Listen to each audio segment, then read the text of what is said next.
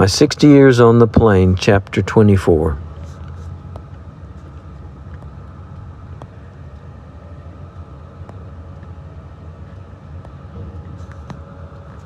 Russell bought a fine, unbroken horse and saddled and mounted him outside of the parade grounds where there were rock piles.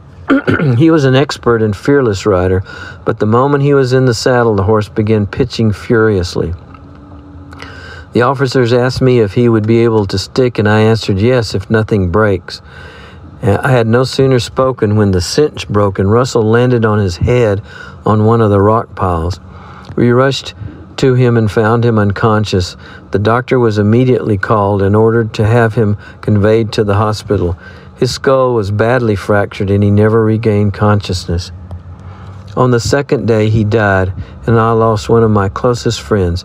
He was one of the bravest men I'd ever known, kind and generous to a fault, and a man of infinite resource. He had been in more desperate engagements than fell to the lot of many who followed prairie life for a calling. I was left alone. I had lost my horse, Otto, which had received a poisoned arrow in one of the engagements on Pitt River. Another one of my trained horses was crippled by stepping in a badger hole while in pursuit of Indians. I had purchased a thoroughbred in Eureka, calling him Hickory. This horse I retained for many years, and he was well broken. He would lie down on a blanket, and he seemed to have human intelligence. The officers wanted to buy him, but I told them he was not for sale. He would come at a gallop when I whistled, expecting sugar and some petting. The ladies said, "Hamilton, you love your horse, and we don't wonder at your not parting with him." Soon after Russell's death, I was introduced to a Scotch half-breed named McKay, who was well acquainted with the country and could speak 2 or 3 Indian languages. The officers told me he was brave and could be trusted. We held a consultation about the best way of penetrating into Indian villages. McKay had found out that the Indians were in need of ammunition and tobacco, so I proposed to the officers that we take 2 pack horses loaded with the articles named and make the Indians believe we were their friends. We would also tell them that if the officers found out that we traded ammunition, they would hang us. The Council of Officers approved this plan, and we began at once to prepare for the expedition. I concluded to leave my horse Hickory and take Russell's horse, which was a good one. We secured 2 gentle ponies to pack the ammunition and tobacco and left the fort after dark. We made about 40 miles before daylight and hunted up a spring which McKay knew of.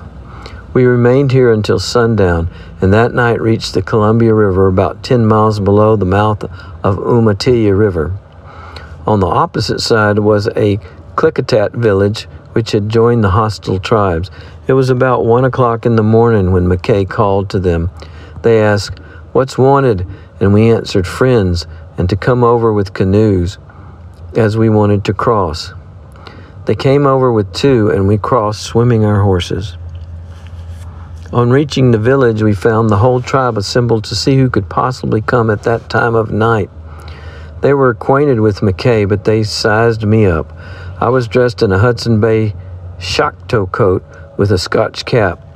These Indians were friendly with Hudson Bay employees. They feasted us with dried salmon, and we told the chief what we had. After this, we slept till daylight when a council was held. The chief informed us that the Palouse and other tribes would assemble on McNatchee River that day, as the Yakimas with their great chief Kanayaka wanted to see how many warriors each tribe could furnish.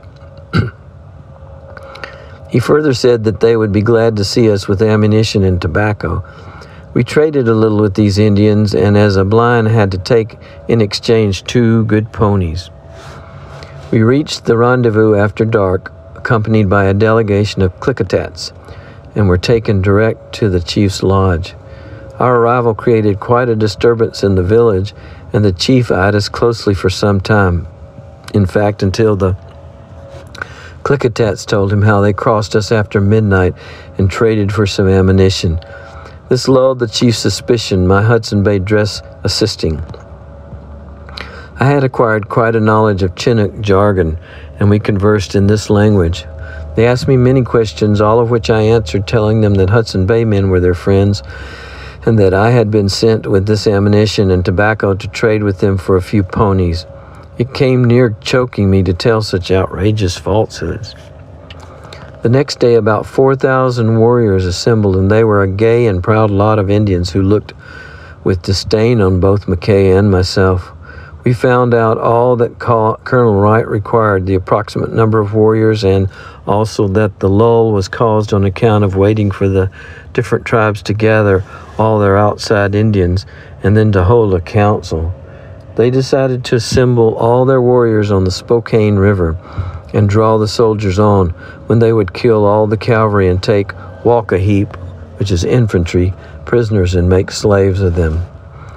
We traded all our ammunition and tobacco, and such a trade was never made before or since. We gave all our stuff to the chief and told him to give us what ponies he thought proper. He called up the Indians who had no ammunition and issued some to each, for which we received a few ponies, and not very good ones either.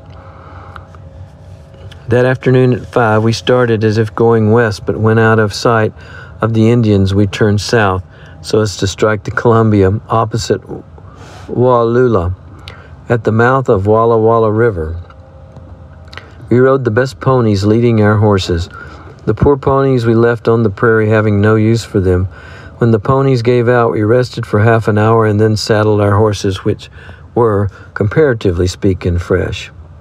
We made excellent time, and at sunup were opposite Wallula. McKay knew where the Indians always kept canoes cached, but we rested an hour before attempting to cross. The river is wide at this place, and it takes a good horse to swim it.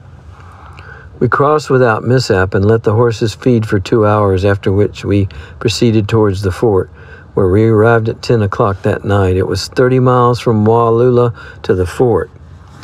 We reported our arrival to the officer on guard, and he sent an orderly to Colonel Wright. This orderly soon returned with orders to report immediately at headquarters. A council was in progress, and we made our report. Colonel Wright was well pleased at the news that the Indians were collecting on Spokane River, and he said the campaign would be a short one. His predictions proved true. The Indians in force, estimated at 5,000 strong and fairly well armed, were met by Colonel Wright with 1,000 soldiers, 40 Nez Perce Indians, and 2 howitzers, which, when the shells burst among them, doing considerable execution, frightened the Indians very badly. They beat a hasty retreat to St. Joe Mission, and the chiefs pleaded with the fathers to intercede for them. 9 chiefs were taken prisoners and held as hostages for the Indians' good behavior. We then returned to the fort, having been absent but 6 weeks. An Indian rumor had it that all tribes east of the Rocky Mountains were forming a combine against the whites. The United States was getting tired of these continual outbreaks of Indians, so I volunteered to find out whether there was any truth in the Indian rumor. I took McKay with me, also a trading outfit. We passed through recent hostile tribes going by St. Joe Mission and found the Indians surely but on their good behavior. We camped one night where Missoula, Montana now stands, and I noticed many Indian trails converging. It struck me as an ideal spot for a trading post, and I told McKay that if we got back from this trip with our lives, I would return and establish a trading post there, which I did late that fall. We made the trip and found the Indian rumor false. Returning, we reported the news to Colonel Wright. I received great credit for that trip. Settling with the government, I purchased some goods and started back to Montana, establishing a trading post at the aforesaid place. I remained there until 1864, when I sold out and moved to Fort Benton and opened up a business at that place. I was elected sheriff and appointed Deputy United States Marshal. In 1869, I sold out at Fort Benton and moved to the Yellowstone Valley, intended to open a trading post. About this time, the Sioux, Arapahoes, and Cheyennes became very hostile, even making raids on the farmers in the Gallatin Valley. In 1874, an expedition was organized consisting of 148 men, We started in midwinter going down the Yellowstone River, crossing at Lower Porcupine Creek. We then traveled over a broken country to East Rosebud, having 2 small engagements en route. On East Rosebud, we had 2 rifle pit engagements, repulsing the Indians in every instance with heavy loss. We then went to the Little Bighorn and had 2 more fights, one on Grass Lodge, where 1,500 Indians chained us, but we repulsed them with heavy loss. The people in Bozeman, having had no tidings, concluded we were all lost. This was the expedition which brought on the War of 1876 that was so disastrous to General Custer and his command. In that year, I joined General Crook on Goose Creek, engaging as scout along with 9 others. The general took his troops to Wolf Mountains and had a fight with the Sioux and Cheyennes, losing 13 soldiers, besides having several wounded. We beat a retreat back to Goose Creek and remained there until joined by General Merritt with reinforcements. Meanwhile, General Custer had been annihilated while we rested with 1,800 soldiers. When General Merritt joined us, we moved down Rosebud to Tongue River without meeting any hostiles, Indians, and then to Powder River. General Terry arrived on a steamboat. A council was held which lasted several days. In the meantime, the Indians had divided, Sitting Bull crossing the Yellowstone and Crazy Horse going east until he crossed the Little Missouri, then southeast to Slim Buttes. Our command followed Crazy Horse. We struck a Sioux village with American Horse as chief. We captured the village and took American Horse prisoner. The chief had received a wound in the fight, from which he died that night. The troops had been living on horse meat and were anxiously looking for supplies. The command proceeded to Whitewood Creek, where supplies arrived from Deadwood. The troops were given a week to recruit up in and then proceed to Custer City, remaining there a few days. From Custer City, we went to Camp Robinson, capturing a few Indians on the road. At Fort Laramie, I resigned and returned to the Yellowstone Valley, locating at Columbus, Montana, then known as Stillwater. At 82 years, I'm hale and hearty, and always spend a part of each year in the mountains trapping, thankful that I can still enjoy and appreciate the wonderful beauties of nature. End of 60 years on the plains.